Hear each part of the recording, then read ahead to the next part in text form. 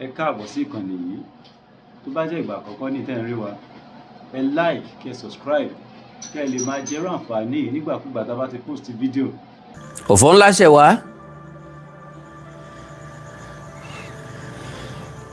Kì í ṣe lágboolé àwọn òṣèré orí ìtàgé nìkan. Káàkiri ilẹ̀ káàárọ̀ oòjíire. Káàkiri orílẹ̀-èdè Nàìjíríà.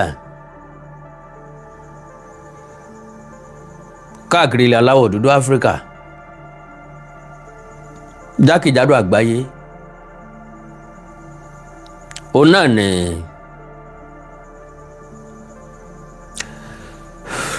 a ti ń dárò ọ̀kan pàtàkì láàrin wa. Ògúnná gbòǹgbò tí dátọ́ lẹ́nu ògbín.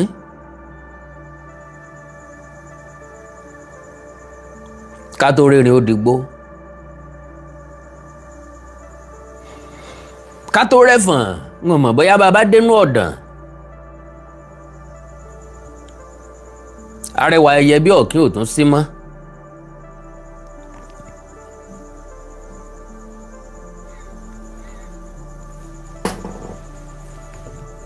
Iku Taiwo Hassan Ogogo ọmọ kú lódò ọmọ kú lómilómi.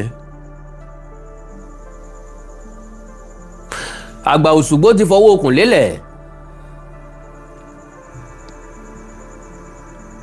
Iku Taiwo Hassan ti filẹ̀ bora bí aṣọ.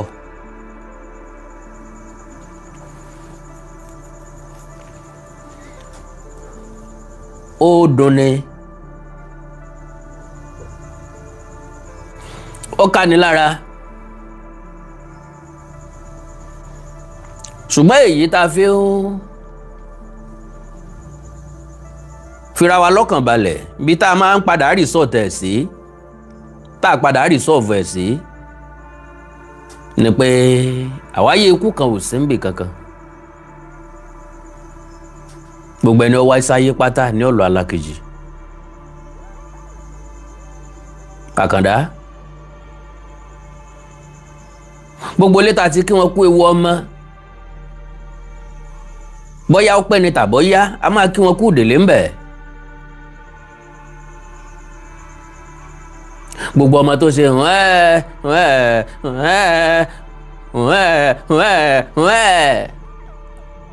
tá a gbé káàbọ̀. Ọmọ tuntun jòjòló àlejò ayé ní ó padà panu ọ̀hún mọ́. Yọ pajú ọ̀hún mọ́. Kò ní lè wí nǹkan kan. Gbogbo ọwọ́ tó kó wáyé ní ọ̀rọ̀ tí ó gan. Kò sẹ́ni ó rorú èyí sí Iku Taiwo Hassan Ogogo lọ́dún 10 ọdún sísìn. My lovely brothers and sisters. Iṣẹ́ ìwo ló ń ṣe lọ́wọ́ ọ̀hún? Ara rẹ̀ dápé lónìí, tèmi dápé lónìí. Ikú ò béèrè bóyá ara wa yá àbí ọ̀yá.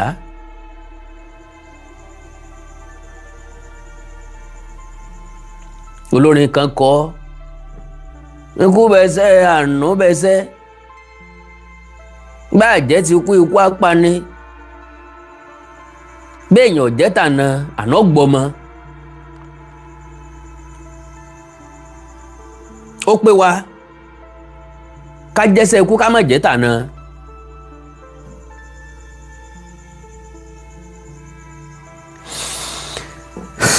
Bó ti wù kẹ́ni ẹni ó dàgbà tó, a kì í fẹ́ kí wọ́n lọ.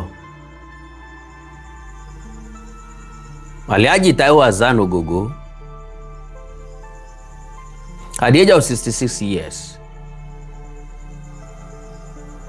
Ọmọdé ààrẹ ògo sì ń tàn lọ́wọ́ kò ìwọ́ mi. Àfi lónìí tíràwọ̀ ńlá já, ògo náà wọ́ mi. Kí ló ṣẹlẹ̀? Kí ló gbẹ̀mí Ogogo? Kí ni ṣe wá lórílẹ̀-èdè Nàìjíríà?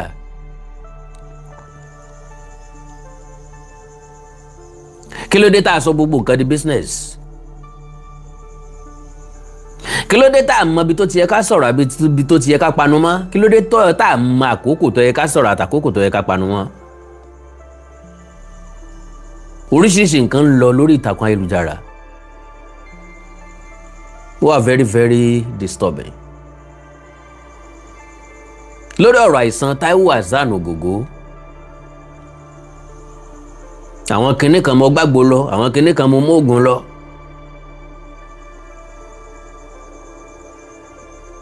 Ọlọ́run ọba mi àṣekàn mọ́kù. Ọba tá a tó dá lẹ́bi,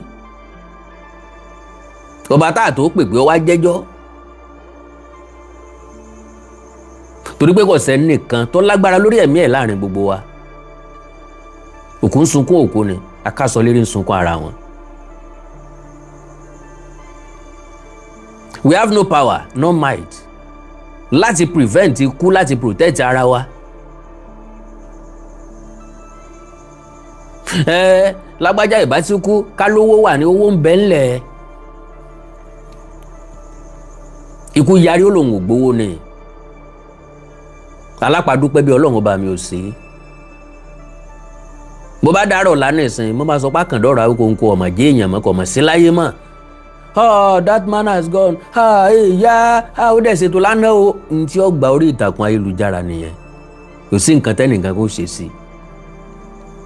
Olúgbénga Adébóyè Àbẹ̀fẹ́ kú. Nǹkan kò ṣẹlẹ̀. Bàbá àrà lọ. Máa yí ò gbọ́dọ̀ kú. Máa yí ò gbọ́dọ̀ lọ. Bàbá àrà lọ, nǹkan kan ò tẹ̀tẹ̀ ò torí ẹ̀ kó hù. Ìrètí lọ, lúkúlúkú bàtà sí. Yomi Ògúnmọ́lá, Fúnmi Martins. Ẹ̀rẹ́gbẹ́ fún wọn tán o, wálé la wá mi ò wá mọ́. Túbọ̀ sún o lè sún mọ́ o. Yẹmí Ajíde ò lè jíde mọ́. Láàrin ká o lè rìn ká mọ́. Ó kàn wúra kata ń sunkún lásán. Ọ̀rọ̀ dòde fún ni. Lára mi ò kan ra rí o. Lára mi ò kan ra rí. Àfìgbà tí lára dẹ̀ ń kan ra. Aláwìyé ẹgbà ò lè jíde mọ́. Gòkè Babalọ́lá gan ò lè ké. Gòkè kan ń wò sú. ń gbà Fúnmi Martins kú. Kò sẹ́ni ororú èyí sógògó. Àdúrà là ń ṣe lọ́jọ́ bíi mélòó kan sẹ́yìn. Ń làwọn àáfàá ńláńlá ni wọ́n ṣètò àdúrà on behalf of Taiwo Hassan Ogogo. Gbogbo òṣèré orí ìtàgé ló pé tán síbẹ̀. See love. My first question. Mélòó nú àwọn èèyàn wọ̀nyí ló mọ̀ wípé nǹkan ń ṣògògó? Including Alhaji Yinka Quadri àti bàbá wa Jídé Kòsọ́kọ́. How many of them ló mọ̀ pé nǹkan kan ń ṣe ògògó kó tó wá di pé ó wọ ògògó lára? Torí pé pariwo síta nìsín láàrin ọ̀sẹ̀ kan péré ni. Ìgbà tá à ń fọkàn sí wípé àìsàn òun yóò fi ògògó lẹ̀ náà lẹ́lẹ́ran tu. Lásìkò tá ń gbàdúrà, àwọn ti gbé wọlé sí abẹ́ o, ẹ máa gbàdúrà o, k'Ọlọ́run jẹ́ ó wà successful. Ìgbà náà la pàdánù ògògó. Ó dágbére fáyé dédé aago 3 ọ̀sán òní. Àkàndá mọ já mi lójú bíi tóòtò. Ntọ́ sáré wá sórí ẹ̀mí mi náà ni pé ilé ayé ọ̀nà rèé o. Ká wálé ayé, ká ṣiṣẹ́ takuntakun, ká gbìyànjú àti nípa, ká má dàbí ejò tó kọjá lórí àpáta. Kíkú ó dé, ká wá pé ọmọ lọ kó lòun ò gbà níṣẹ́. Àní mo fẹ́ wá mú ọ ní. Màlẹ́kà tí jí ní kùtùkùtù òwúrọ̀, ó yalé láàárọ̀ yóò jí ògògó. Màlẹ́kà tí mú ní sùn ló ń sọ pé òun ṣíwọ́ ọṣẹ́. Ó lóun ṣíwọ́ ọṣẹ́, òun ní fún tàárọ̀ láláǹfààní láti jí. Mo wá gbọ́ròyìn tó bà mí lọ́kàn jẹ́. Níbi tẹ́lẹ́kùn ti ń sunkún. làwọn èèyàn kan ti ń ṣe business. ìran káàárọ̀ òjíire kí ni ń ṣe wá, kí ni ń yọ alẹ́ nu. kò sóore abẹ́lẹ̀ mọ́, kò sóore kọ̀kọ̀ mọ́, kò sóore ká dúró dàsìkò ọpẹ́ mọ́. orí pa afẹ́ gboríyìn lójú ẹsẹ̀ là ń bá káàkiri. ó wà very very painful. eré bẹ́ẹ̀dùn lẹ̀ ọ̀dọ̀lẹ̀. ìyẹn àjànàkú là á yògbó, ogbó dàkókò lọ́lẹ̀.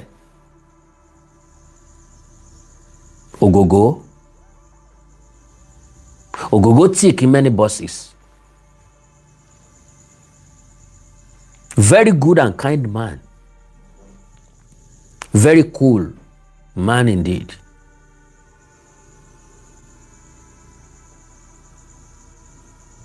ẹni tó fẹ́ kílé ayé everybody tó bá wà ní surroundings ẹ̀ kó better. àgbà òṣèré kan ṣoṣo tí mo rí tí máa ń pìtì ẹ̀ tí ń bọ̀ lẹ́yìn. ó múlẹ̀ ayé bẹ́ńtín, kì í sọ̀rọ̀ púpọ̀, gbogbo ọ̀rọ̀ tí ó bá sọ nínú eré orí ìtàgé ni. A very strong man, abẹ̀sẹ́kù bí òjò,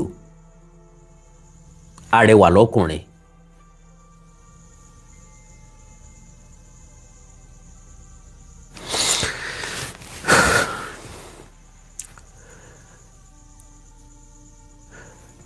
So kí ló ṣẹ́kù láyé? Màá play fídíò kan. Èmi àtẹ̀yìn ọ̀jọ̀ gbà wípé ó lágbára pọ̀, pélé ayé yìí lágbára pọ̀.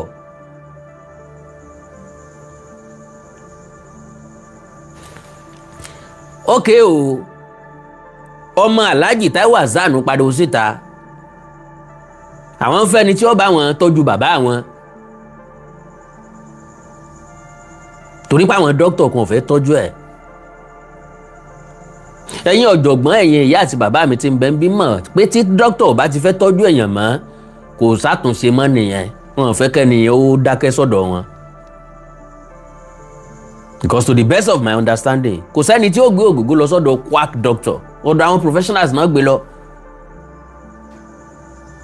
Tán bá ti wá reject ẹ̀, ó ti túmọ̀ sí pé onítọ̀ òun ò lè yé. Ṣùgbọ́n wọn ò fẹ́ sọ fún pé kò lè yé. Ntí yóò wà lọ́kàn wọn ni pé a mọ̀ sí Ọlọ́run o. Ṣùgbọ́n medically damages yìí ti kọjá bẹ́ẹ̀. Ntí ó jẹ́ káwọn doctor gbogbo they will all love Igbo, they will all love Ogogo. Gbogbo wọn ló máa sáré, wọn máa forí gbárí ni pé Ogogo ni nǹkan ṣe.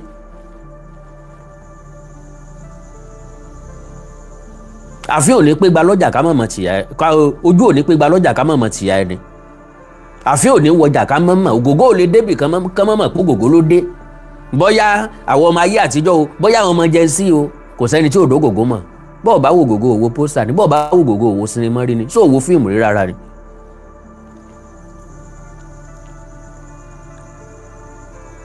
Yàtọ̀ sí pé Ogogo ń ṣeré orí ìtàgé, akéwì ńlá ni. Talent ni. Torí pé ọmọ Ogogo dẹ̀ wá sọ wípé àwọn ọ̀tọ̀rọ̀ owó ẹni tí ó mọ èèyàn kan tí ó mọ èèyàn kan tàbí ẹni tó mọ nǹkan kan tàbí tó mọ ẹni tó mọ nǹkan kan tí wọ́n sọ fún wọn tí wọ́n wà tọ́jú ẹ̀. More than 5,000 èèyàn ló jáde tán láwọn fẹ́ tọ́jú Ogogo. More than 5,000 live broadcasting. Is this live broadcasting? More than 5,000 èèyàn ló jáde tí wọ́n láwọn fẹ́ tọ́jú Ogogo. Yínká Quadri, Alhaji Yínká Quadri àti Daddy wa Jídé kò sọ́kọ́, wọ́n jáde ìta, wọ́n dúpẹ́ lọ́wọ́ gbogbo àwọn èèyàn. Àwọn ọ̀rọ̀ bí iṣẹ́ fọ̀ tí yín, àwọn ọ̀kan lábùkù. Àwọn mọ̀ pé fẹ́ Ogogo lẹ ní. Ṣùgbọ́n unfortunately ilé ìwòsàn tó wà a ní láǹfààní láti gbé nǹkan kan lọ bẹ̀. Yorùbá ní ẹbọ kéékèèké nígbà láìkúlà. My lovely brothers and sisters, kọ́lọ̀ wọn má jẹ́ àṣàìsàn kí nǹkan má ṣe wá kọ́ mọ́ sẹ̀mí wa. Bí wọ́n bá po ìgbọ̀nsẹ̀ mọ́ nǹkan dúdú tán ni kò fi fa nǹkan lá, ò ní hesitate. Wọ́n bá ní kò fi fọ́kọ̀ mu, ò ní dúró kán wí lẹ́ẹ̀mejì. Ẹni ìjà òde bá ní ìpè rẹ̀ lọ́kùnrin. Àwọn èèyàn dẹ̀ bẹ̀rẹ̀ sí yọjú lóòótọ́, wọ́n dẹ̀ bẹ̀rẹ̀ sí pa àwọn ọmọ. Bí wọ́n mú nǹkan kékeré wá, wọ́n lè pè 500,000. Bọ́n mélèé wá, wọ́n lè pè 1.2 million. Bọ́n mélèé wá, wọ́n lè pè $3,000. Kí ló dé? So gbogbo yín arò pé fẹ́ help wa ni, àmọ́ pé fẹ́ ṣe business ni. Ẹnìkan gbé nǹkan ló tún sáré bọ́ sórí ìtàkùn ayélujára, wọn ò já wọn wọlé, àwọn dọ́gbọ́n mu wọlé ni. Can you just imagine that? Wọ́n very very disturbing. Àwọn ibì kan bẹ ọgbọ́n lọ yá bá ń bẹ àgọ̀là ń bá ń bẹ. Àwọn nǹkan kan bẹ téèyàn gbọ́dọ̀ wí ta rárá. Àwọn nǹkan kan bẹ tí máa ń jẹrà mọ́ èèyàn nú téèyàn gbọ́dọ̀ jẹ́ kó kú pẹ̀lú òun. Wọ́n ní ẹ mọ̀ mú hospital, wọ́n ní ẹ mọ̀ mú nǹkan hospital. Àwọn family dẹ̀ wò pé iṣẹ́ mọ̀ ó ṣeé ṣe kó jẹ́ pé nǹkan tí ó ràn wá lọ́wọ́ lélẹ́yìí ọ̀dà náà ẹ̀ẹ́dọ́gbọ̀n gbé bàbí aṣọ mú wọlé. A ti ṣe bẹ́ẹ̀ rí. Ìgbà mi ò rí Káyọ̀dé Adébóyè, àbúrò olóògbé Gbénga Adébóyè, ọ̀rẹ́ mi ni. Kọ́lọ̀ wọn bá ń dẹlẹ̀ fèèyàn rẹ̀. Olúkáyọ̀dé ó jáde láyé lọ́dún 2005.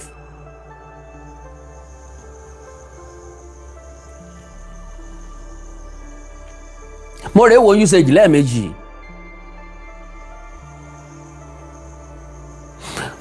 Usage dẹ̀ ní visiting time.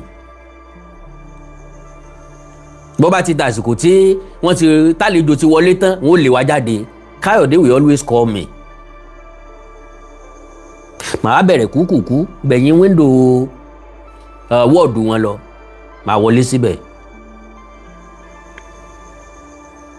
Tàbá ti ráwọn dókítà àbí nọ́ọ̀sì tán fẹ́ wọlé, ń tún ṣe kúkúkú, ń tún gbẹ̀yìn wíńdò ló tún lọ gọ́ bẹ̀. Bọ́n dókítà bá dẹ̀ bá mi bẹ̀, ẹ wo mo fẹ́ sáré ránṣẹ́ ni. Because ọ̀pọ̀lọpọ̀ nǹkan táwọn dókítà kì í fi gbà wọ́n láàyè, tán ì fi gbà yàn láàyè. Ó wà professional láti protect iṣẹ́ wọn dẹni. Mo rántí lọ́dún náà lọ́hùn. Káyọ̀dé ò jẹun fọ́pọ̀lọpọ̀ ọjọ́ kí n tó débẹ̀. Aunty Sayo was there. Ẹni tí wọ́n bí Káyọ̀dé lé. Káyọ̀dé lé bí ń pa òun. N bá dọ́dọ̀ Aunty Sayo mo ní Aunty Sayo ó lè bí ń pa òun ní Ọlọ́run ṣeun kò jẹ́ láti ẹjọ́ yìí. Béèrè lọ́wọ́ rẹ̀ pé kí ni ó jẹ. Káyọ̀dé lòun ó jẹ jollof rice. Ó kọ́kọ́ lòun ó jẹ yán. Wọ́n bá ní kí n lọ kàǹtí wọn kí n lọ bá ara yán. Òkè pápátá dẹ̀ ni wọ́ọ̀dù àwọn tó ní tán ló ní àìsàn kíndìnrín wà ńgbà náà. Mo dé kàǹtí ọwọ́ ọ̀sán ni wọ́n ní kò sí yán mọ́, kí ló wà wọ́n ní jollof rice. N bá pe Káyọ̀dé lórí aago. Mo ní kí n bóun ra ẹran kọ́ wọn ní ọ̀sẹ̀ràn, kí n bóun ra mọ́ínmọ́ín sí. Mo gbé mọ́ínmọ́ín dé, Káyọ̀dé ń jẹ mọ́ínmọ́ín àti jollof rice. Dókítà kan wá ń kọjá, Mr. Adébóyè, so jollof rice lẹ́ ń jẹ. Ẹ rí tán bá ṣe test láàárọ̀ látàn bá ti rí nǹkan kan, ẹ máa rí nǹkan, ẹ máa rí mọ̀ pẹ́yìn ilẹ̀ cause problem fúnra yín. Excuse ẹ wá. Ṣé kò gbọ́dọ̀ jẹ rice? Ṣé ìwọ ni láti jẹ rice? Wọ́n ní ò gbọ́dọ̀ jẹ rice. Báwọn ṣe test fún páwọn orí nǹkan kan. Wọ́n ti ṣe 16 different tests. Tá ń bélé yìí ń pò lọ́wọ́. Wọ́n dẹ̀ fẹ́ ṣe test fún láàárọ̀ ọjọ́ kejì. Wọ́n wá ní ẹ̀tọ́ ẹ̀ ò jẹ nǹkan kan tó láta tàbí tó lépo. Pé ẹ̀kọ́ látàrí pọ́n fẹ́ ṣe test fún ògì lásán ló gbọ́dọ̀ máa mu. Bí ó bá wá fi mọ́ínmọ́ín mu kì í ṣe pé kó jẹ odidi mọ́ínmọ́ín kan. Kọ́kàn jẹ́ bíi síbí mẹ́ta síbí mẹ́rin kéékèèké kò fi tatala kọ́ tán. so àwọn dókítà tí wọ́n ń sọ pé ẹ má wọlé ẹ má fọn lélẹ̀ lò ẹ má jẹ́ kí wọ́n lò tọ̀hún wọ́n mọ nǹkan tí wọ́n ń sọ náà ẹ má jẹ́ kí n gbà kókó yín ẹ já gbọ́rọ̀ lẹ́nu ọmọ Ògògó fúnra lára ẹ̀ yà kó tó di pé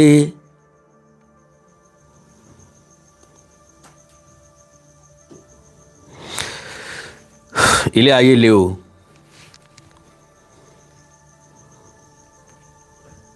All right. Ẹ jẹ́ sáré kọ́kọ́ ka news tó wó tí mo rí Taiwo Hassan, veteran Nigeria actor, ó ti kú. Ogogo's daughter announced her father's iku during an Instagram live session on Sunday. News earlier reported that the actor's daughter, Kira and Halima, disclosed the doctors diagnosed their father with cancer 3 weeks earlier. They appealed to Nigerians to help the family explore possible treatment options. Wọ́n sọ pé ẹ dáwó fún wa, a ní ìdí owó iye kan náà fẹ́ fi tọ́jú ẹ̀. Torí pé wọ́n ti wá sọ wípé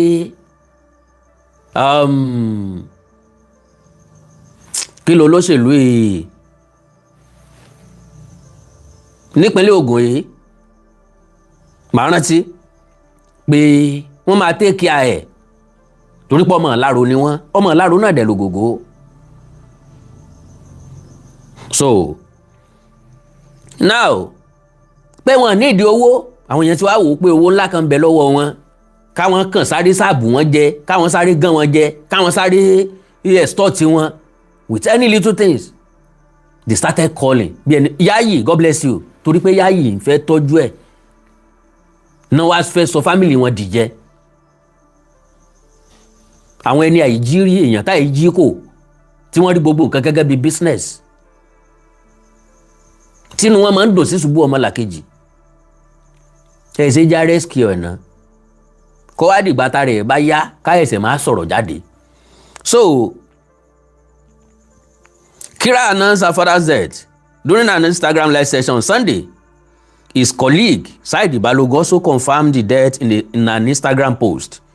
Kira, who was visibly distressed and crying during the live session, said she wanted to return home after learning of her father's death. She said, and I quote, "Help me call my sister, my family, my daddy, Chiku. I want to go home. I can't believe this. I want to go and see my daddy before he gets buried." Painful. Balogun described Ogogo's death as painful and prayed that Almighty Allah will guide the actor to paradise. Inna lillahi wa inna ilaihi raji'un. You can rest now, my brother, Taiwo Hassan Ogogo. May Almighty Allah guide you through Al-Jannah. This is truly painful. Fáwọn àgbàlagbà, fáwọn èèyàn, fáwọn ọ̀jọ̀gbọ́n tí wọ́n bá sọ wípé thank God, thank God you can rest now, wọ́n máa ń tó túmọ̀ sí. My lovely brothers and sisters, ẹ̀yin dádì àti mọ́mì mi, ọ̀pọ̀lọpọ̀ èèyàn máa ń ṣàìsàn tó jẹ́ pé ìnira tí wọ́n ń rí ẹ tọrọ kú fún wọn. Ẹ jẹ́ kí n sáré sọ story kan. According to Káyọ̀dé Adébóyè, a very good brother to me, tí n ò nírú ọ̀rẹ́ bẹ́ẹ̀ mọ́ láti jọ tí Káyọ̀dé ti kú, and láti ìgbà náà ni mi ò dẹ̀ ti lọ́rẹ̀ẹ́ mọ́. So a fẹ́ ṣe remembrance Olúgbénga Adébóyè lọ́dún náà lọ́hùn. Káyọ̀dé wá ní ó sì wù mí kí n gbé flower lọ sórí bẹ́ẹ̀rì wọn o. Àmọ́ á ní best idea ni kó jẹ́ ká lọ. Ó wá ní kí n má sọ̀rọ̀ lọ bí ó níyàwó wọn lè má jẹ́ kóun ó ṣe é, àmọ́ kàn kó ń bẹ̀.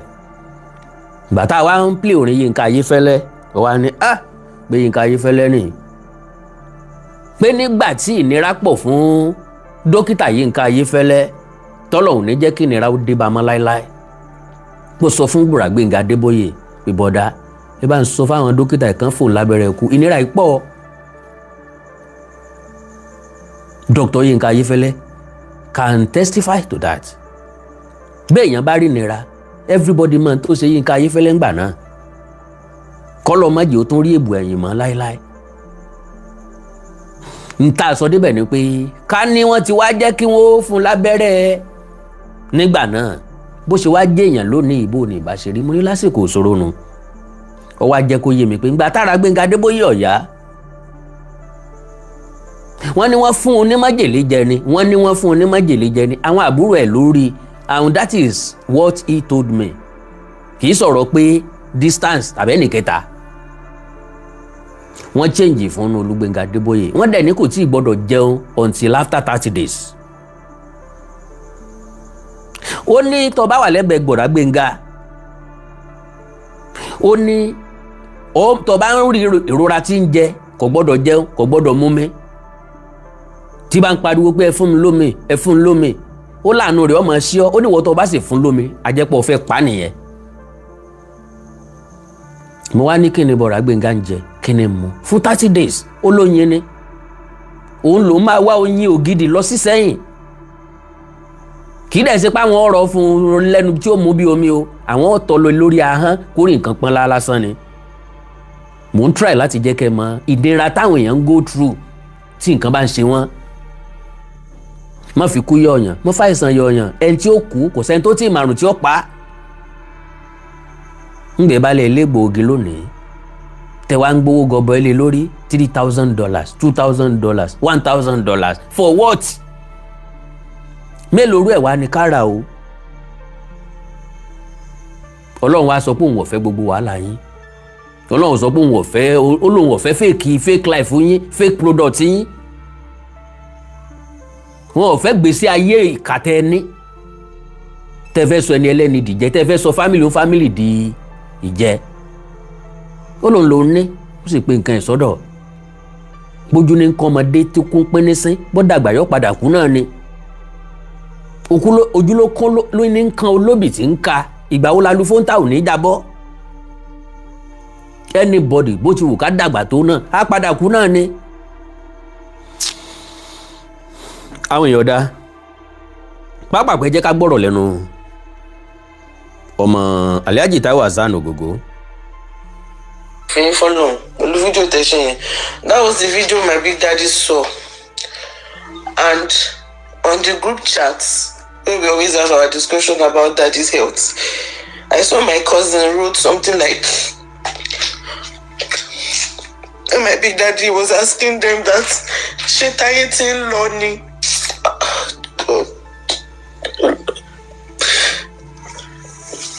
My big daddy and my daddy, we the children, we don't even know who they love more. We don't know if it is real, I mean themselves.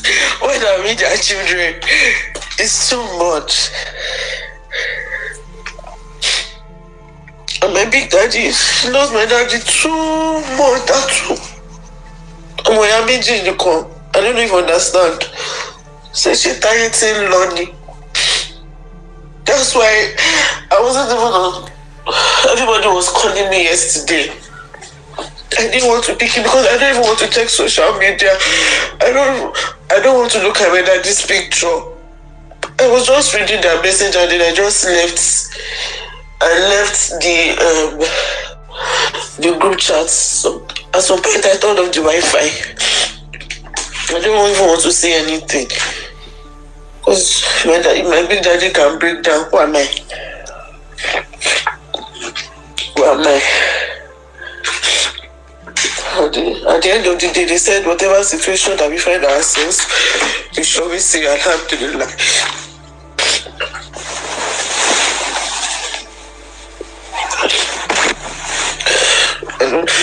I do not deserve this kind of thing.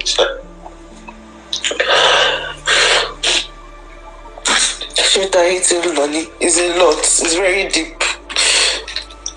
I'm sure my big daddy is not okay. It's not fine. It's not fine.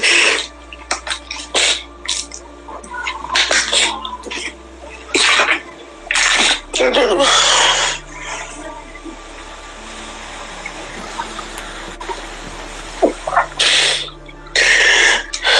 I don't know how I will feel. I don't even know how I will see the world again. If anything happens to me. Mo fẹ́ kẹ́ gbá àwọn ọ̀rọ̀ tán ni o.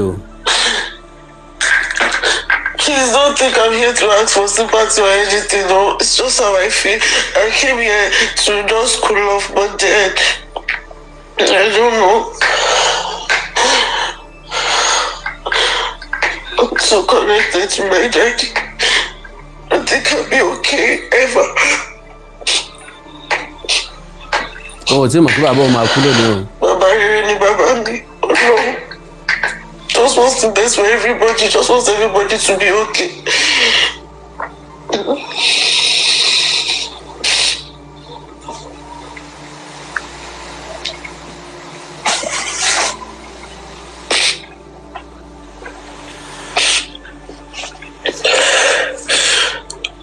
Some people are saying, Orishirishi. Some people are even trying to make money off us with this whole situation. Ibeere now. Any small thing in Nigeria like this, if make you want to go, Kana, dear, Ebo, dear, Ibeere I don't millionaires because you say we don't do money. You only go this will come and bring solution. Can you come 1.5? Can you come 800K? Can you come 5 million? Can you come $11,000? $11,000. Irú oògùn wo ló ń tọ̀ mú bọ̀? Àwọn tó wá fẹ́ ṣiṣẹ́ abẹ́ńkọ́ ìlú làwọn ó gbà. Kẹ́ ẹ wo bí ilé ayé ṣe cruel. Can you come $15,000? Yeah, kí ló dé? Díẹ̀. $3,000.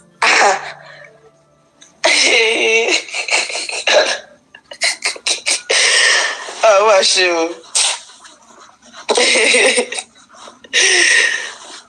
Ó ga o.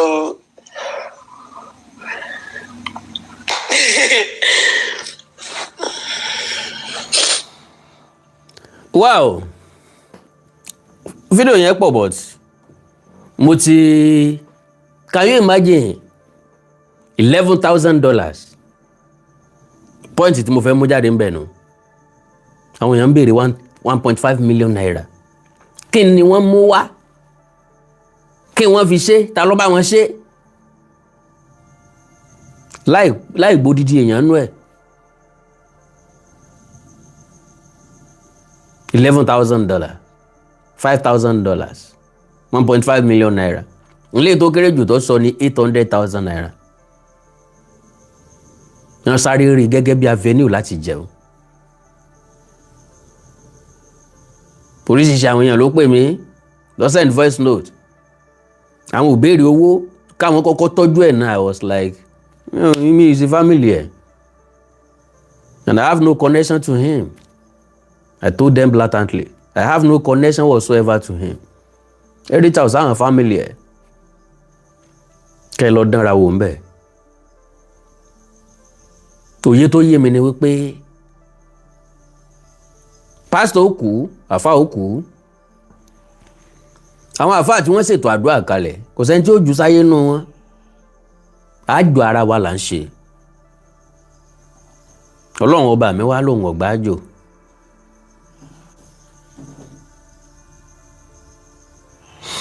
Ṣùgbọ́n kí lẹ̀yin rí? Torí fáwọn ní balẹ̀ kọ́ mọ́ gbẹbọ, ọ̀pẹ̀lẹ̀ ò ní balẹ̀ kọ́ mọ́ gbètùtù, olè ò wá ní jàgbà kọ́ mọ́ ṣe lójú fìrí. Kí ni problem ta ni? The same problem ó ti wáyé pẹ̀lú oríṣiríṣi èèyàn lọ́dún 2005. Ńgbà tára Olúkáyọ̀dé Adébóyè Ọ̀yá, mo pè kan nínú àwọn àǹtí ẹ̀. Because dúdú heritage ti dára lẹ̀ lónìí. Dúdú wá wò wá lọ hospital lọ́dún náà lọ́hùn. Ó fún Káyọ̀dé ní 50,000 naira. 50,000 naira ọdún 2005. Ó gbọ́dọ̀ equivalent to 5 million naira nísìn. He gave me 5,000 naira. Ó wá jẹ́ kó yé mi pé ọ̀rọ̀ tó délẹ̀ yìí o, owó la máa need o. And I called one of our sisters. Sister, ọ̀rọ̀ tó délẹ̀ yìí, owó la máa need. Ṣé ká sọ fáwọn èèyàn wa lórí rédíò, kò tí ì social media. kán mọ́ bá wa polongo ẹ̀. Kò sẹ́ni tí ó gbórúkọ Adébóyè tí ò ní mọ̀ pé ọmọ ìyá ọmọ bàbá Gbénga Adébóyè ni. Wọn ò ní fẹ́ kí nǹkan kó tún ṣẹlẹ̀ mí nínú wọn. Àǹtí yẹn sọ̀rọ̀ gidi lóòótọ́. Onídé oyè pé àwọn èèyàn sọ wípé ṣé fámìlì tiwa nìkan ni. Bàbá Gbénga kú 2003, bá mi kú 2004, Káyọ̀dé náà ni tó ń ṣàìsàn yìí. Bàbá tún wá sọ pé a tún pariwo ti Káyọ̀dé, wọ́n sọ pé ṣé fámìlì tiwọn nìkan ni.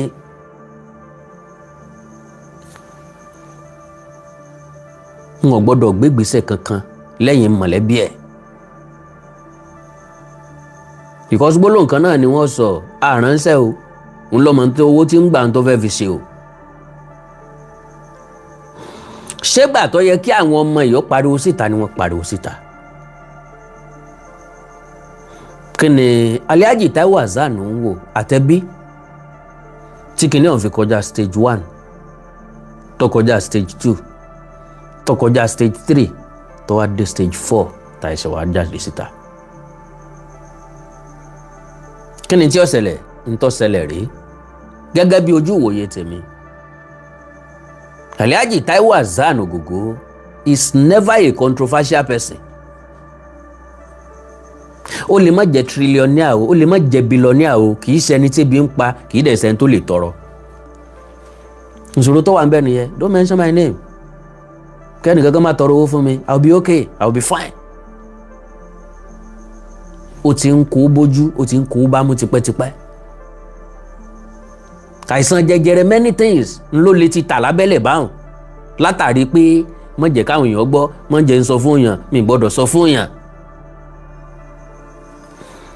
Ọ̀pọ̀lọpọ̀ òṣèré orí ìtàgé ló ti pàdánù ẹ̀mí wọn látàrí bíbò mọ́lé. Ńgbà tí wọ́n bá pariwo wọn síta, èkúrò ti tẹ̀yìn ní fàǹfà, aṣọ ò ní bọ́mọ yẹn mọ́.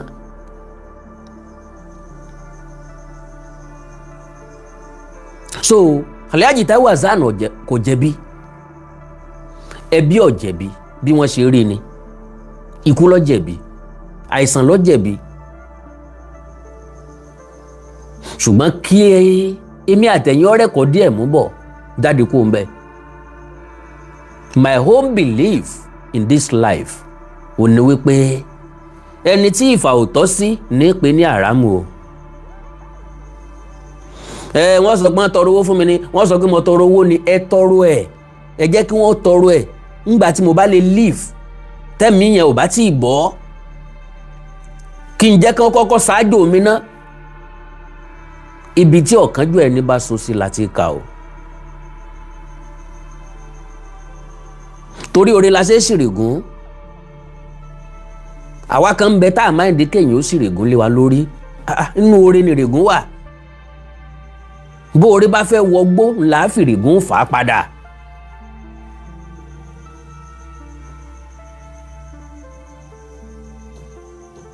Wọ́n ní dókítà sọ pé ọ́sà ló ní.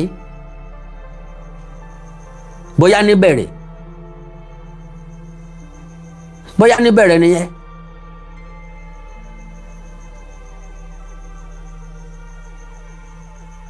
God bless you sir, God bless you ma. Bóyá níbẹ̀rẹ̀ nìyẹn. Ẹ̀yin dádì àti mọ́mì mi, kò sí nǹkan kékeré tí wọ́n ń pè ní àrùn tàbí àìsàn tó ṣe é bò mọ́ra, tó ṣe é dákẹ́ mọ́lé fún. Ọ̀gbọ́ Yorùbá ní bò mí mọ́ra kí n pa ọ́ díẹ̀díẹ̀ làrùn ń wí, tú mi síta kí n fi ọ́ sílẹ̀. Ńgbà tán wá padà tú síta, everybody wá bẹ̀rẹ̀ sí ní forí gbárí káàkiri, everybody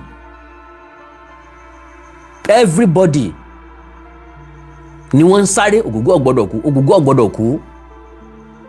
Lẹ́yìn àwọn ọmọ Ògògó, Alhaji Yínká Quadri ni ó mọ̀ pé nǹkan ṣẹlẹ̀, kì í ṣàwa tá wà lórí social media, orí ń fọ́ mi mo ṣe wà yìí. Ṣùgbọ́n tí ẹ díẹ̀ ní tàlàbánú apẹ́ ẹdún, àwọn ọmọ Ògògó ni ò ní rógògó mọ́. Àwọn ọ̀rẹ́ Ògògó ni wọ́n máa miss àlàfo ẹ̀. Ògògó ò ṣe é replace, you can't replace such person, no, kò possible. Wọ́n replace irú wọn, kò ṣe é replace, ayé ẹ̀ máa ṣòfò.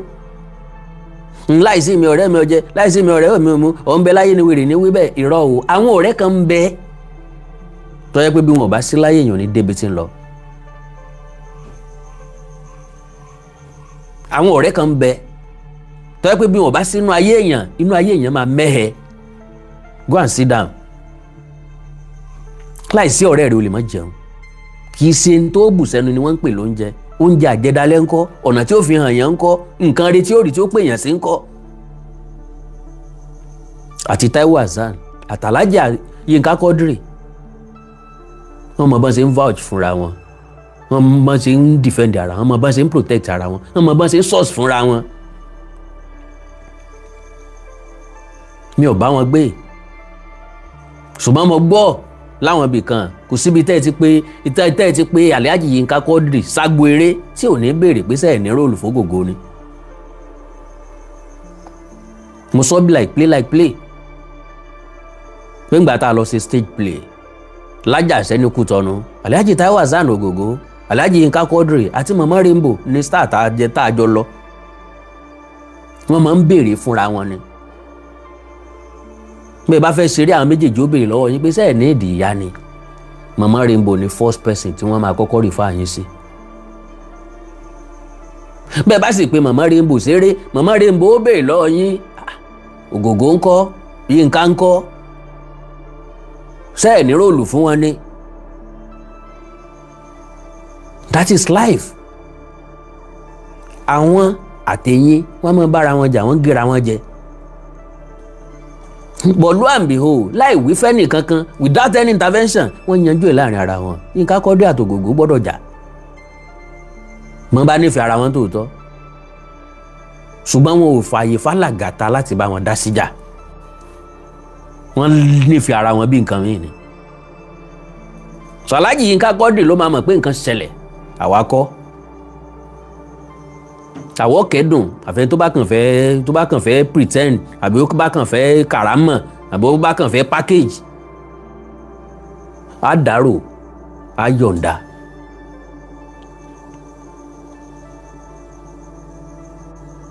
Ẹ̀gbọ́n mi kú ní last year tó jẹ́ ẹ̀gbọ́n mi gangan.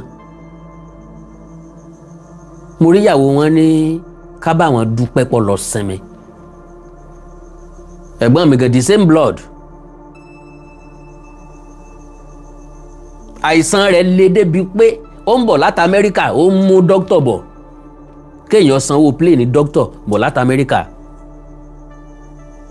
Ó ní mo fi mọ̀ wípé tó bá yẹ kó o lo oògùn ní 1200 o gbọ́dọ̀ lò ní 1201. Àìsàn tí wọ́n ní mo fi mọ̀ bẹ́ẹ̀.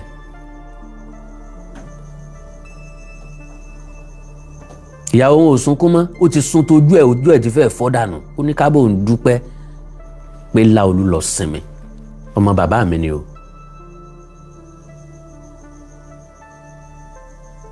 So kí ni tí mo fẹ́ mú jáde ńbẹ̀ ni wípé tí n bá máa pè wọ́n láti last year yẹn ó ti lé lọ́dún kan o. Everybody náà ló mọ̀ lórí social media torí mo post ẹ̀. Ó ti lé lọ́dún kan tí n bá fẹ́ pè ìyàwó wọn kò gbọ́dọ̀ jẹ́ kan péré lọ. ń bọ̀sìn níyàyà Ogogo ọ̀nà jìn síra wọn.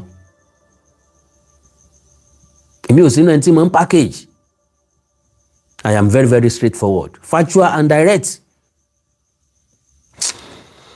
Ṣùgbọ́n àwọn ọmọ Ogogo, family Ogogo, Alhaji Yínká Quadri, Délé Òdúlé, Jídé Kòsọ́kọ́, Ọdún Fákákọ̀s, Abilanre, àwọn tí wọ́n mọ̀ pé nǹkan ṣẹlẹ̀ nìyẹn. Gbogbo wọn tí mo dárúkọ ọ̀hún, òun náà ni mò ń kí pé wọ́n kú àtẹ̀mọ́ra. Ẹ̀ní rí àyọkú mọ́, ẹ̀ní rí àtẹ̀yìnkú mọ́ lágbára Ọlọ́run. Ó dùn àwa náà. I swear to Almighty God, orí ń fọ́ mi, ẹkún àsánnu wọ́n ń pè bẹ́ẹ̀.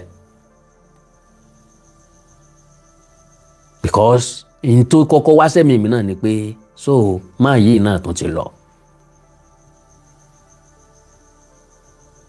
Ọ̀kín ti gbé ẹwà rẹ̀ wọ kòtò, ọ̀kín ti gbé ẹwà rẹ̀ lọ. Olùjọ́sìn bíi Alhaji Taiwo Hassan Osere. Èmi ò need láti báyàn gbé. When I move to you for few minutes, few hours, màá rí ìdí ẹ látòkè délẹ̀. I will know the kind of person you are. And ọ̀rọ̀ táwọn èèyàn bá tó súnmọ́ ẹ bá ń sọ lọ́tún lósì, èmi máa observe ni. bógògó ṣe máa ń sọ̀rọ̀ nù fíìmù yẹn gently nature ẹ̀ nu. So kọ́lọ̀ ń bá wa dẹlẹ̀ fèèyàn rẹ̀ kọ́lọ̀ mí ìpẹ́ burúkú kù lójú ẹ̀. ọ̀pọ̀lọpọ̀ èèyàn ti kú ńlẹ̀ yìí tó fẹ́ẹ́ dàbí ẹni pé ká bá kú. bá mi kú mi ò sunkún. Olúgbénga Adébóyè Àbẹ̀fẹ́ kú ọjọ́ 3 mo lò. gbogbo òrìn àjò pé wọn ó sìnkú ẹ̀ wọn ó gbókú ẹ̀ àjọ rìn ni. àwa àti èbó lájọ sí candle night ní rédíò Lagos. èbó fẹ́ forí kó candle èbó òyìnbó ọjọ́ máa fi orí jóná pẹ̀lú candle. àjọ débi wọn tẹ̀ Gbénga Adébóyè sí ni àjọ sìnkú ẹ̀ ni. Ògògó kì í ṣe ẹranko kékeré nínú igbó, kì í ṣẹja bíntín lálẹ́ odò, ẹja ńlá lọ lómi. Àjànàkú lọ níjù, irin ṣubú kò lè dìde. Bọ́ Ọlọ́run nínú àánú ẹ̀ bá wa dáwọ́ ibi dúró. Àbẹ́ ẹ̀rọ Ọlọ́run alápàdúpẹ́. Ká ní Ògògó mu ọtí, lọ́tí ẹ̀ ló ti pọ̀ jù. Ká ní mu sìgá, wọ́n ní kò lè mọ̀ ní kánsà. Sìgá ní ó ti pọ̀ jù, fi kánrankán ní. But can you now see God? Ṣé ẹ̀rọ Ọlọ́run bí? Kò mú gbórí, kò mú sìgárì, kì í mutí. Ògògó ò sì fẹ́ràn obìnrin. Bó bá jẹ́ mi ni mo rẹwà bí Ògògó, ń dò pẹ́tẹ́. Reality ni. So, like I said, gbogbo ẹ̀yin ọmọ Ògògó, Ọlọ́run nìkan fúnra lára ẹ̀ ló lè tún yín nínú. And I love something about your life. You are all olùjọ́sìn. Ògògó wálé ayé ó ráyé wá o. Ó wá rọ́mọ bí, ó sì tún rọ́mọ tọ́. Arápẹ̀rẹ̀ láàrin àwọn ọmọ rẹ̀. Yá orí wọn tọ́. Ogun ńlá tí òbí lè fílẹ̀ náà nù. Kọ́wọ́ ẹ̀yìn wò kó rí pé àwọn ọmọ tó ń fílẹ̀ ìlànà tó ń tọ̀ ni wọ́n tọ́. Kò pọn dandan kan ṣeré orí ìtàgé. They are all doing well ńlànà tiwọn. But they are all cool as their father. Wọ́n wà very very intelligent. Ayọ̀ every opinion yẹn. So my lovely sisters, àánú Olódùmarè ò ní fi sílẹ̀. Ọlọ́run ó dúró tì yín. Ọ̀dọ̀ Ọlọ́run láti wá, olùjọ́sìn ni yín, ọ̀dọ̀ rẹ̀ la padà sí. Ọgbọ́n ò kán, ìmọ̀ ò kán, ìjọ tí mo máa jáde láyé náà mo máa jáde láyé. Bóyá àwọn dàgbà, bóyá àwọn ní dàgbà, I don't know. I don't know. Kò sẹ́ni tí ò wù kó wọ́n pẹ́ láyé. Ọmọ tán bí tó kú ńjọ́ kejì ńkọ́.